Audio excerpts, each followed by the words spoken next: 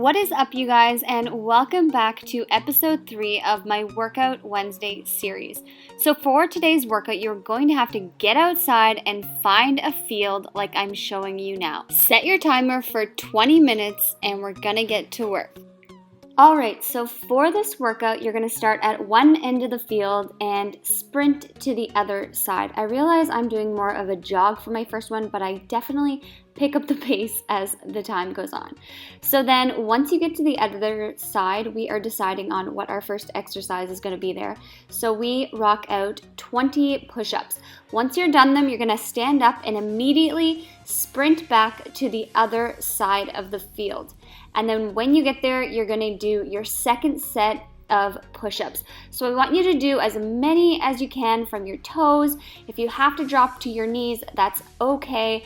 So your hands are just nice and wide, core is tight, bum is down, and just rocking out your second set of 20 reps here. Once you're done your second set of push-ups, you're going to stand up and immediately sprint to the other side of the field again. And then once I got there, I decided to do 20 squats. So I basically made this workout up as I went along. So once you're done the 20 squats, you're going to sprint back to the other side of the field, and then you're going to do your second set of squats. So I apologize right now because the angle is pretty bad. Once you are done your second set of 20 squats, you're going to sprint back to the other side of the field. And then once I get there, let's see what I decide to do.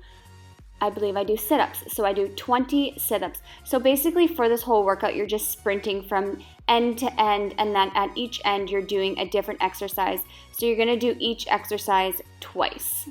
So we did this workout about 4 o'clock in the afternoon, and it was pretty hot. So I definitely recommend, if you are going to be working out outside, to make sure you drink a lot of water before and after, and then while you're working out, it's important to take small sips. All right, once we are done those sit-ups, we're going to sprint back to where we started, and then once we get here, we are going to rock out our second set of sit-ups. So I am going for full sit-ups here. If these are too intense, you can just take them down to regular crunches. So it's important to exhale on the way up and inhale on the way down. So you always feel like you're exhaling through that hard part to really engage your core.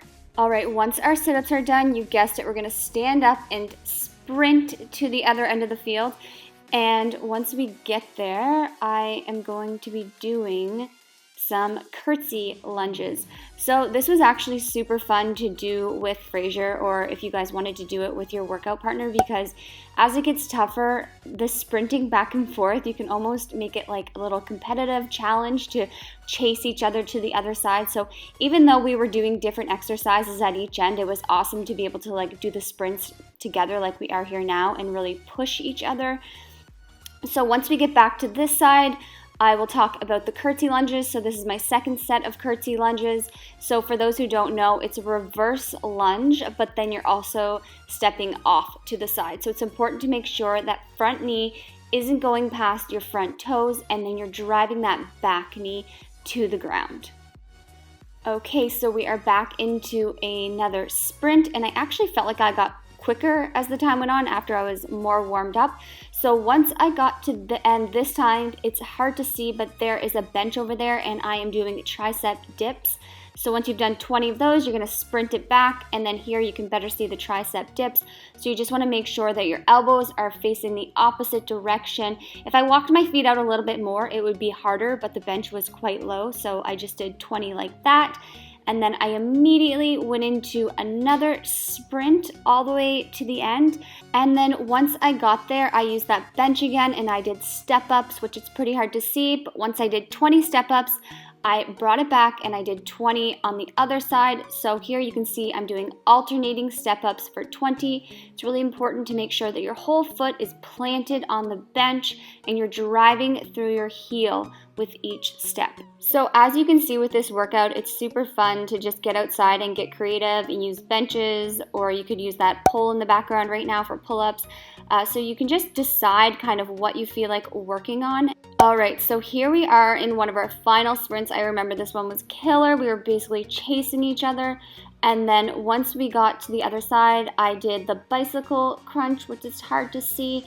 But then once I did 20 of those, I stood it up, sprinted it back, and this is my final exercise. You can see I'm pretty tired here. So important with this one, just drive your opposite elbow to your opposite knee, get into your obliques there. I'm dying a little bit. And then we got up and did one last sprint over and back to finish it off. So basically for this workout, we set our timer for 20 minutes and just tried to go nonstop for 20 minutes of outdoor HIIT cardio.